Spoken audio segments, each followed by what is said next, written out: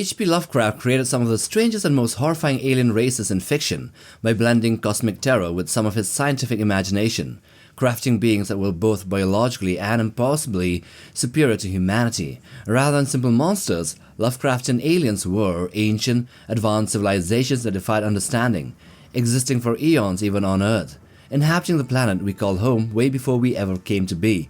They operated on a scale so vast and alien that all other life was meaningless to them. And these same beings wielded technologies way beyond science, such as mind transfer devices, brain cylinders, and energy-based weaponry, blending early 20th century scientific speculations with fantastical sci-fi.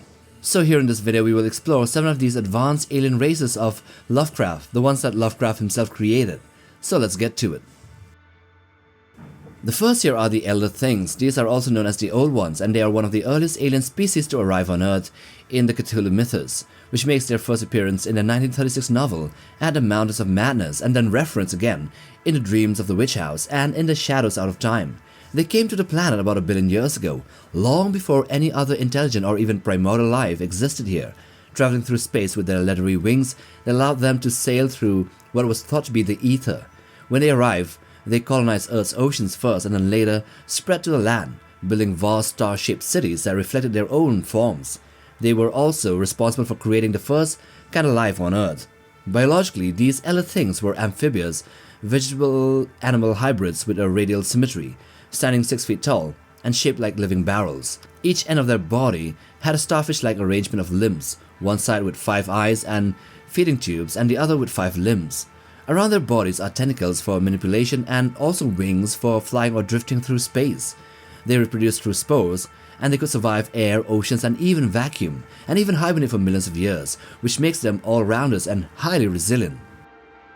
Their technology was also highly advanced but more biological rather than mechanical like ours.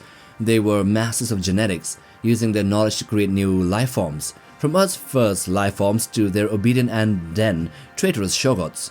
They likely possessed energy weapons and had a deep understanding of reality, yet they lived simple lifestyles, relying more on their natural abilities rather than on machines, as they were resilient to most things, so they didn't really need to invent a lot of things. Their society was organized, complex, and socialistic. They built cities, homes, and architecture that was strange and truly immense in scale.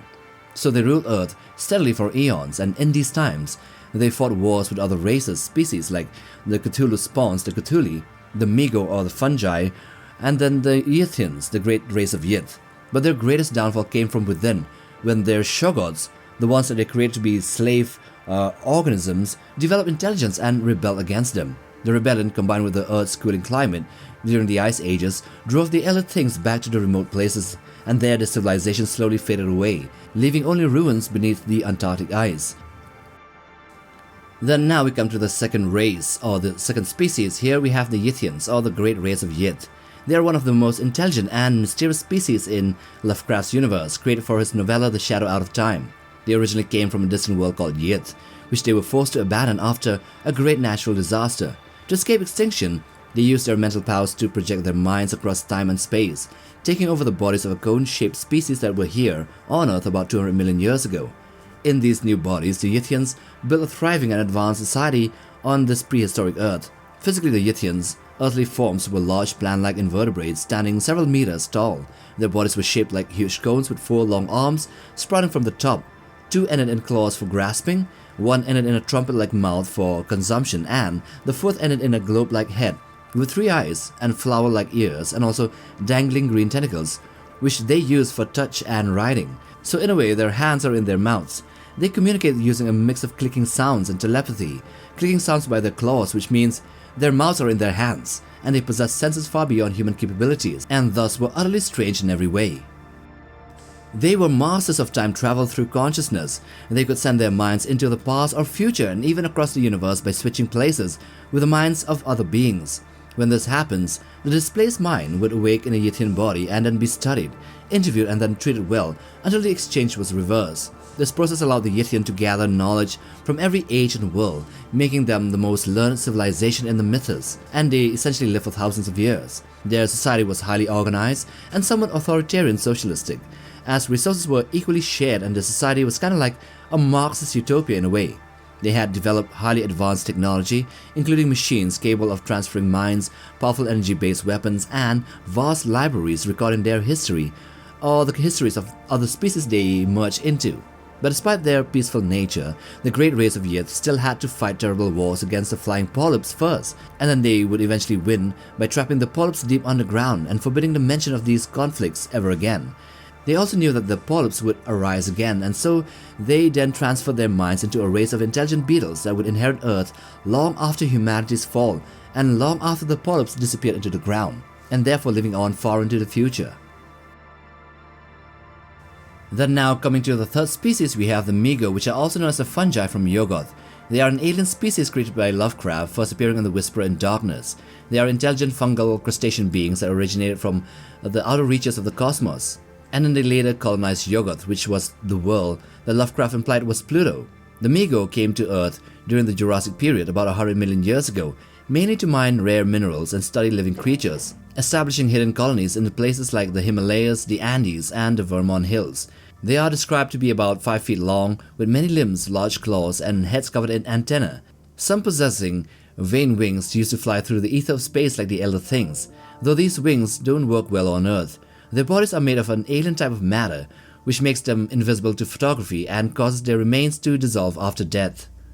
They are blind, sensing their surroundings through some unknown means, and communicate by changing the colors on their heads, though they can mimic human speech with a buzzing tone or use telepathy. The Migo are highly advanced in surgery and neuroscience, capable of removing human brains and keeping them alive in metal brain cylinders for space travel or to study. Their technology blends science and sorcery, using devices like the shining trapezohedron and bioweb armor, and also gate networks linking distant worlds. Religiously, they worship dark cosmic gods such as Nyarlathotep, Shub-Niggurath, and sometimes Hastur, depending on the tale. Over time, the Migo's presence on Earth diminished, with only a few hidden outposts remaining by the modern age. Their ultimate fate is unclear, as some stories suggest they retreated back to Yoggoth or to some other realm beyond space, continuing their mysterious experiments and worshipping in the eternal dark, far away from human understanding. Now we come to the Flying Polyps, which are ancient and terrifying alien beings introduced in HP Lovecraft's novella The Shadow Out of Time. Their true name is unknown, as Flying Polyps are a human term used to describe their strange and almost indescribable nature. They are thought to have come to Earth around 750 million years ago, long before the rise of humanity, and even the dinosaurs and other life forms, and they built vast basalt cities filled with tall windowless towers, and some of which may still exist buried beneath the ground or under the ocean. The polyps were powerful, invisible, air-controlling entities that could fly without wings, manipulate wind and storms, and strike down enemies with hurricane-like forces. Despite being largely intangible, they also still left behind a kind of a radial footprint, suggesting that they may partially materialize when it was needed. Their physical form remains mysterious, described only as a shifting unseen shape that moved through the air with eerie sounds and flickering shadows. So when the great race of Yith, that race of time-traveling minds, inhabited Earth's conical creatures 200 million years ago, they clashed with the polyps in a massive war. The Yithians' superior technology and psychic abilities eventually drove the polyps underground, sealing them in deep subterranean caverns beneath their own cities. However, about 70 million years ago, during the Cretaceous period, the polyps rose again, slaughtering most of the Yithians in revenge before retreating back to the depths of the Earth. Over the countless ages, most of the polyps left the planet, but a few remain hidden in deep wells, ruins, or ocean trenches, destroying any who disturb their hibernation or their slumber. Their technology and motives are beyond human comprehension, and their fate is uncertain, as some say they await in the dark as immortal and patient beings until the stars align again for their return, just like how they describe the return of Cthulhu, but differently, and when this happens they will again arise and take over the Earth. The fifth race that we will describe here are the Yaddithians, which are also known as the denizens of Yaddith, and they are an intelligent, highly advanced alien species from the distant planet called Yaddith, first mentioned in the Through the Gates of the Silver Key by HP Lovecraft and E. Hoffman Price. They are described as clawed, snouted beings with insect-like bodies with scaly skin and a faintly humanoid shape. They are strange and very unsettling to look at, or to even comprehend. The most well-known Yaddithian is the wizard called Zakauba, whose mind once shared a body with a human called Randolph Carter after Carter used the mystical Silver Key to travel beyond space and time. Although not named in the original story, the Call of Cthulhu RPG refers to them as Yaddithians, or the denizens of Yaddith, and in Lynn Carter's short story, The Dreams of the House of Weir, they are called the Nuxoth, which is just a part of the Cthulhu expanded mythos. These Yaddithians were both powerful sorcerers and brilliant scientists, mastering the secrets of magic, interdimensional travel, and time manipulation. They invented devices like the light wave envelopes, which allowed them to journey across time, space, and alternate realities. However, their world was besieged by monstrous dhouls that destroyed much of their civilization, and to escape extinction, many Yaddithians fled through the dimensions to other worlds or even time periods like the Yithians. And though they appear monstrous to humans, the Yaddithians are some of Lovecraft's most advanced alien races and maybe the least horrific. Ones whose true natures are a fusion of reason and mysticism, yet whose brilliance could not save them from the chaos that rules the cosmos, including the dhouls. Now, the sixth race are the Yekubians, which are a sinister and intelligent alien species from the planet called Yekub, first appearing in the 1935 collaborative story The Challenge from Beyond by HP Lovecraft, Robert E. Howard, Frank Belknap Long, Abraham Merritt, and C.L. Moore. They are described as worm-like creatures with cold alien intellects. The Yekubians are known for their methods of invading other worlds, not by ships or armies, but through mind exchange, much like the great race of Yith. They use small crystalline cubes, each about 4 inches wide, as psychic machines or conduits capable of transferring consciousness. So when an intelligent being looks into one of these cubes, its mind is pulled into a Yekubian device on their homeworld, while the Yekubian minds take over the victim's body. The possessed body is then used to study or manipulate the host's world, gathering knowledge or sowing chaos and discord. When a Yekubian's mission is complete, it uses the same cube to return its mind to Yekub, leaving the victim's consciousness trapped or lost. They are cold, calculating, and parasitic. So as you can see, the Yekubians, they embody Lovecraftian cosmic horror's core theme of the unknown and the unknowable. And here we end with the Fishers from outside, which are these mysterious and terrifying alien entities that serve a great old one called Groth Golka, and they were first seen in the work called The Outpost by HP Lovecraft. They are ancient beings that came to Earth in prehistoric times, building strange outposts whose ruins still lie hidden in the jungles of Africa and other forgotten places. The Fishers are described as malignant and somehow unknowable. They are creatures that exist partly outside of normal space and reality.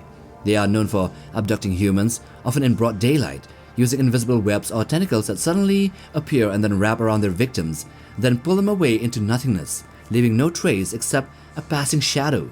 Some accounts suggest that they come from the spaces between the stars, acting as messengers or enforcers of the Great Old One's will. To the cults that worship the Great Old One, the Fishers are seen as divine servants who take sacrifices and carry out their god's commands. Their exact origins is uncertain, as they may have been created by Groth Golka himself, or maybe just drawn into his service. Even seeing a depiction of these Fishers from the outside is said to bring nightmares and madness, as their form and essence reflect the same cosmic horror embodied by their master. But some depictions show them as weird, pterodactyl bird-like forms with only a single leg and a single eye. Anyway, those are the 7 alien races, at least technologically or sociologically advanced ones that Lovecraft himself created, and other ones that appear in the expanded mythos.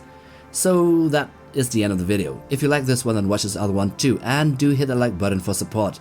And also for the ones viewing this in their phones, press the hype option please to hype up the video to other viewers. Also subscribe, and we'll see you guys in the next one. Take care, fam.